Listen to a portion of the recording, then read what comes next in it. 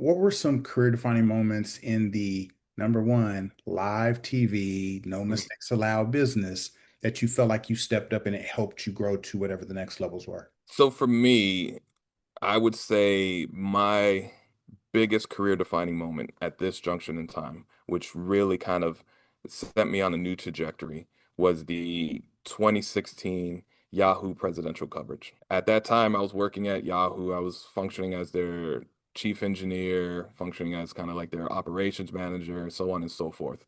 And what occurred was at that time, Yahoo had signed a contract with Katie Couric. She was going to be their global news correspondent, anchor. And she wanted to get into the 2016 election because that was the Hillary Trump election. And it was a historical election. And everybody really wanted to um, cover that because Hillary was, running and she was the first woman who was nominated. However, Yahoo did not have I wouldn't say infrastructure. They didn't really have the understanding at that time of what was needed in order to do a full presidential election.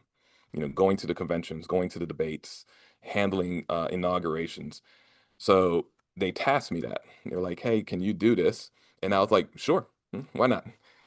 Mind you, between you and I and in your audience, I had no clue how to do this, but I was not going to say no to this opportunity. Like I'll figure it out one way or the other.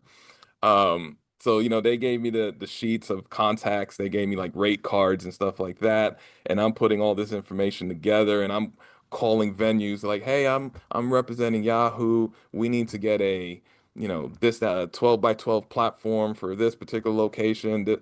And I kid you not, I was able to get everything done from my bootstraps. I was working late nights, early mornings, around the clock just to make sure we had everything we needed, but it went smooth. There was no hiccups. I mean, mind you, I probably lost some hairs and got some grays and but at the end of the day, the coverage was awesome. And because of that, I was able to network when I was at the RNC and DNC. And through that networking is how I ended up getting an opportunity at ABC.